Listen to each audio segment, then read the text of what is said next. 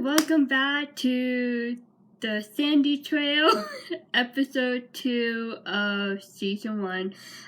This is actually a redo for this first part, for this episode. The first copy, YouTube gave me a hard time, so I'm doing this again for the first half of episode 2. And hopefully this is the last one.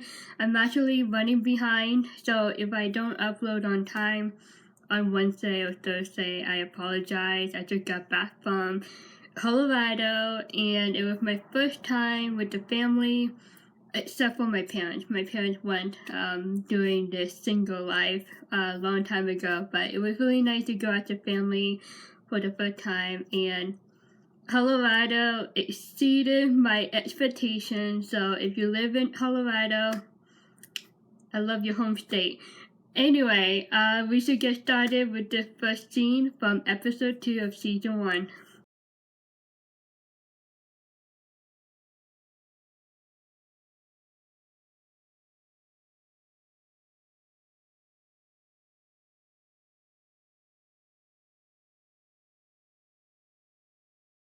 Sydney is definitely ignoring Charlotte, right? That's what I'm getting the vibe in this scene.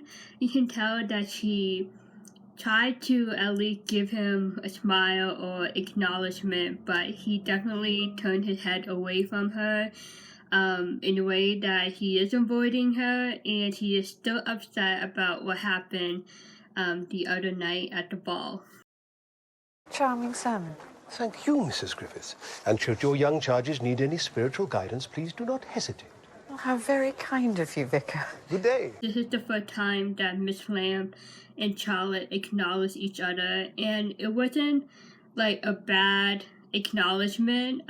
There was some kind of comfort in that gaze that they gave to one another, and we would get to see why later this episode. Lady Denham requests your attendance at a luncheon party and pineapple tasting in honour of Miss Lamb.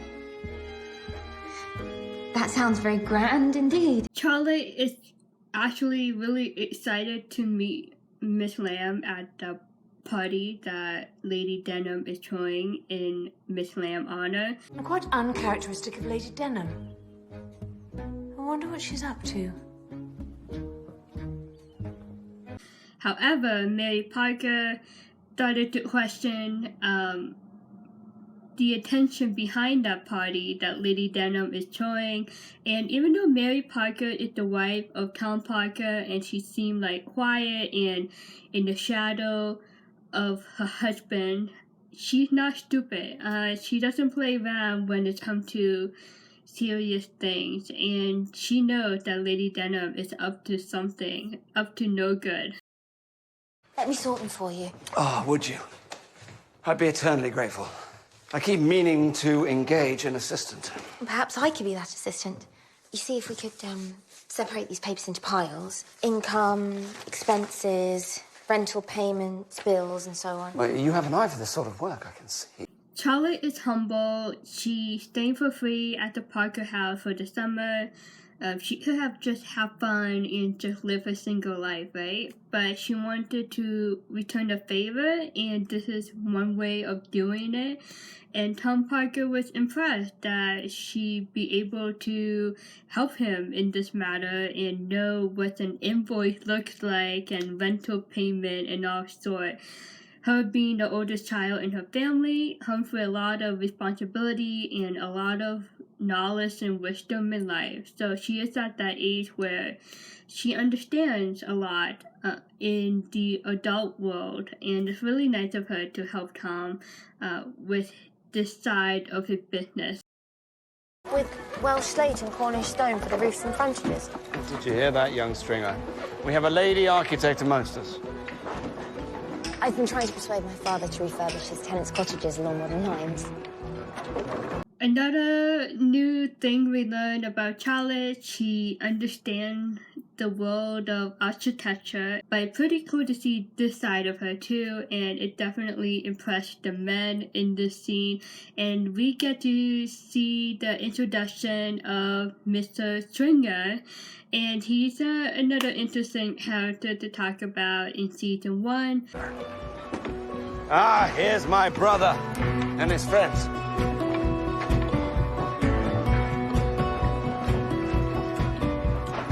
Sydney! Charlotte and Mr. Stringer, they call him Young Stringer, I think, right? In the show, right? They have glancing at each other, giving each other those type of looks, and you can definitely tell that he was very intrigued and impressed by the presence and personality of Charlotte, and she was returning that type of look to him. So there's something going on between these two. But if you never watched the show, I'm not gonna spoil it. Anyway, so Sydney came into the scene. Interesting. Counted on your staying until at least the end of the week. Lady Denham's lunch. Has no need for my presence. Sydney, I need you here. And your friends have not yet seen enough to appreciate the town's delights. Very sweet of Young Stringer in helping Charlotte climb down the ladder. You can see the tense that Charlotte was feeling. Like, hey, Young Stringer, you seem like your guy, but here comes Sydney in this moment, and you're just like, oh shoot, I still remember what happened on the other night at the ball, and the way we ended our conversation wasn't on a positive note. So she immediately climbed down that ladder, and you can see that she wanting to be close to Sydney, and in a way that she might want to talk to him about what happened the other night. A couple of days. Very well. Mr. Parker, may I have a word? Our conversation at the party. The glance that she did towards Sydney, she had her eyes on Sydney talking to his brother Tom, and you can tell that she was waiting for her turn to talk to Sydney. Young Stringer don't know the thing that is going on between Charlotte and Sydney, so he was a little bit surprised to see Charlotte running off to Sydney to talk to him. So it's just like a way like, oh, she talked to Sydney, she knows Sydney too. And here is another conversation of Sydney and Charlotte. We'll see how that goes. Expressed myself badly, and I fear you misunderstood me. I didn't mean to disparage your brother or to offend you. Indeed, I have the greatest admiration for what you and he are doing here in Sanditon. You were right to rebuke me, and indeed I am sorry.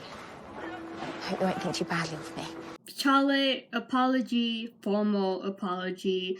She really said it from her heart. I truly believe she said it with truth and honesty, and just really how she was feeling in that moment, right? It's just full of compassion and mutual love and respect. The way that she apologized to Sydney on what she said the other night. Think too badly of you. I don't think of you at all, Miss Hayward. I have no interest in your approval or disapproval. Quite simply, I don't care what you think or how you feel. I'm sorry if that disappoints you, but there it is. Maybe she should have said that. I hope you don't think badly of me. I felt like that's kind of like pushing it just a little bit, especially with Sydney and his personality and the way he accepts things and deal with things on what people say about him and his family. But on the other hand, the way Sydney responded back to her, that was not nice of him to say. And this girl had the confidence and the heart and the willingness to confront him, and it shows a lot of who she is. Like, she had the gut to say it, That's a very strong and brave and confident woman, and you would think a man would like that, you know? But no, Sydney took it the wrong way. Not took it the wrong way. He actually made it worse. He's just not fully accepting her apology and being really rude about it. And there was definitely nothing wrong with the attention behind of her coming up to him and apologize. But Sydney, you are so in the wrong in this scene. Have I made myself clear? Only if you really don't care. I wonder that you take the trouble to be quite so offensive and hurtful. Good day.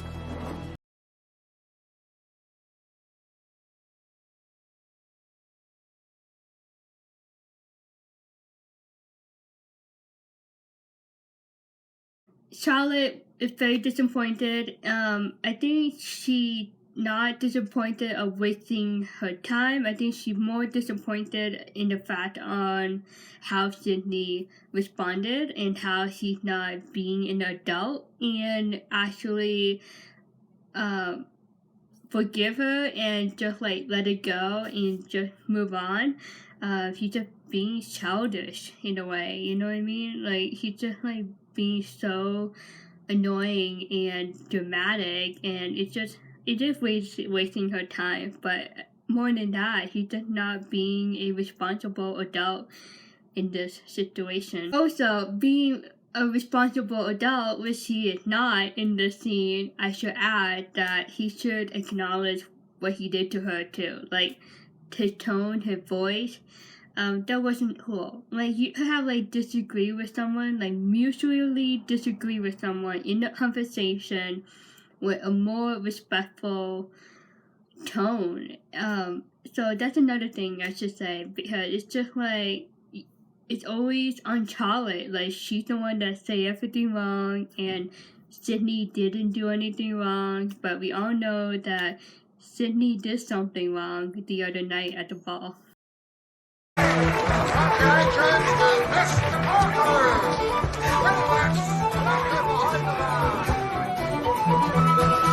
What is it?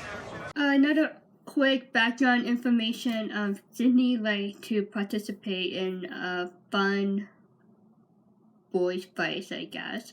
But then he got this request to meet someone, and in the next scene, we get to see more of this new female character that just came into the picture.